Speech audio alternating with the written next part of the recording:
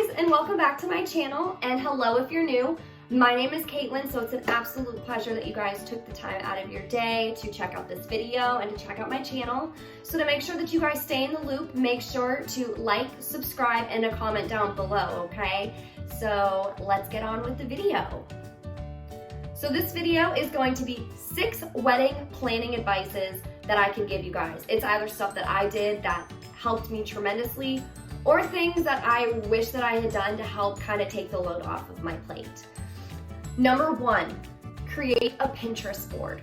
That helped me so much, and that even helped my photographer a lot too, and you'll see why. When you create a Pinterest board, you can think about the color schemes, what kind of centerpieces you want, any DIY projects that you think that you'd be able to do for your wedding. Pinterest has it. I mean, it goes down to the T of what kind of color schemes you want for your bow ties, for your flowers, and all things like that. Pinterest helped me so much. And since I only had 6 months to plan my wedding, I already had this Pinterest board made a year prior to even getting engaged because I knew exactly what I wanted. And that way, when it came time to actually planning my wedding, I can nitpick things that, yes, I want to keep that. No, I'm not really a fan of that. So that Pinterest board is going to be your best friend during that entire wedding planning process. So if you haven't started making a Pinterest board yet for your wedding, I highly suggest starting today. Number 2, getting started early. There is absolutely nothing wrong with getting certain things taken care of and out of the way, especially if you're getting married 2-3 years later than from when you got engaged. Okay, you know, especially that venue. If you want a specific venue, somebody else might want that venue, and they might want to have that exact day that you're wanting. So definitely nip getting your venue in the bud as soon as you can. Tour them, do all things that you need to do, because let me tell you, finding the perfect venue is not as easy as it seems. I think I checked out 2 or 3 venues before I finally settled on one.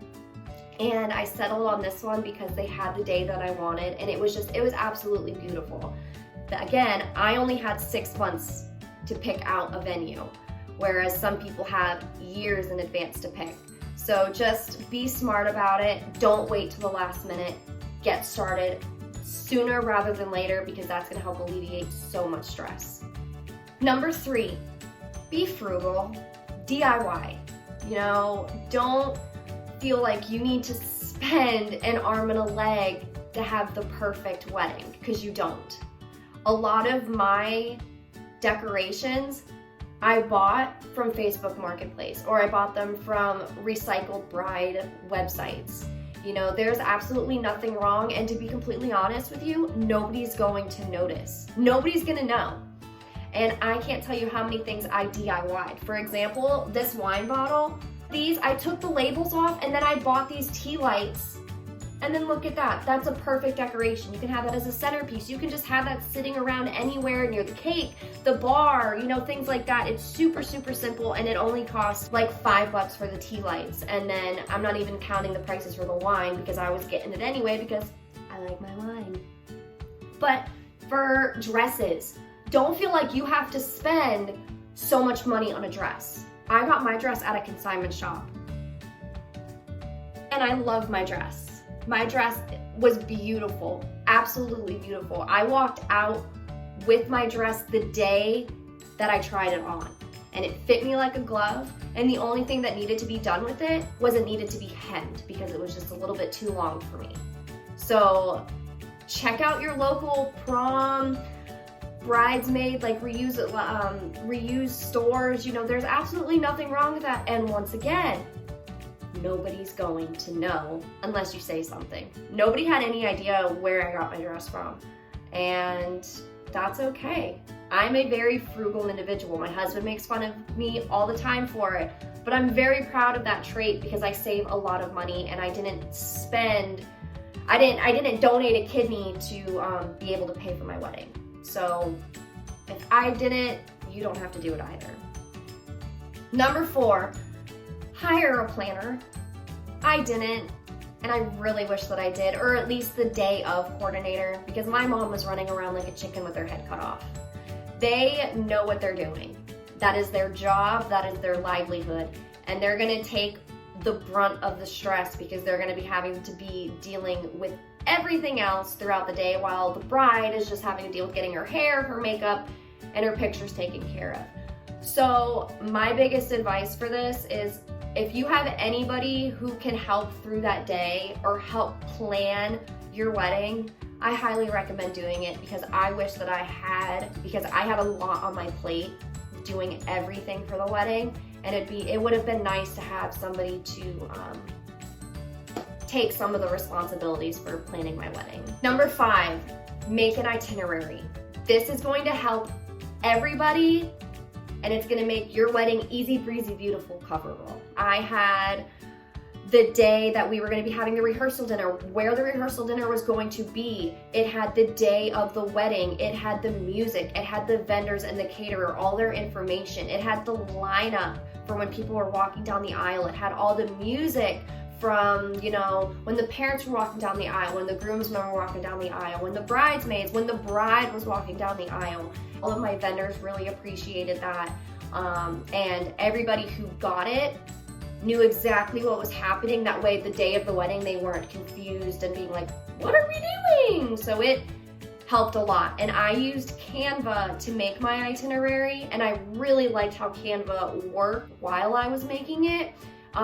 It just made it very vibrant and it made it very organized. So I highly recommend, if you haven't hired a planner, make an itinerary. Even if you have a planner, make an itinerary to give to the planner and the day of coordinator. That way they have an idea as to what will be going on throughout the day. Number 6, brides. You have to leave the best for last. I'm sorry. But things are going to go wrong. Point blank, there's no ifs, ands, or buts about it. Things are going to go wrong. And I wish that I wish this wasn't on my list because I can't tell you how many things went wrong on the day of my wedding. I can't. I was supposed to have my ceremony outside, and a tropical storm came and saturated the ground outside to where it was nearly impossible to walk on the ground. So I had to have my ceremony inside where the reception was going to be. It was absolutely beautiful. I don't hate where I had it. I love that I had my ceremony in the barn where the reception was. I just really was hoping to have it outside. One of my groomsmen forgot to bring his tie that he was supposed to wear. So I had to make the executive decision to make sure that none of the groomsmen were wearing their ties. So only my husband was wearing his tie. There was a kind of mix-ups with the music. You know, the speeches kind of got a little mixed up. I had a dance that I was gonna do with my dad that we choreographed together, and I wasn't able to do it because my dress was just a little bit too tight and I couldn't do the dance moves. So needless to say, things are going to go wrong, but that's normal. So don't fret. Everything is okay. Nobody is going to know. I think that was the biggest thing my mom was telling me when everything was just kind of falling apart the day of the wedding. She's like, nobody's gonna know. Nobody's gonna know. Relax, take a deep breath. Everything's going to be fine. So listen from one bride to another that everything is going to be okay. Don't stress because that's just gonna make you freak out. You don't wanna be freaking out on the best day of your life, okay? And that's why I put this on my list. That way you could realize that, oh my gosh, it's not just my wedding, because I thought everything was gonna be picture perfect. And you know, it was a picture perfect wedding, but there weren't a lot of picture perfect moments that were happening to leading up to it because, you know, life is not perfect. So don't stress. Everything's gonna be great.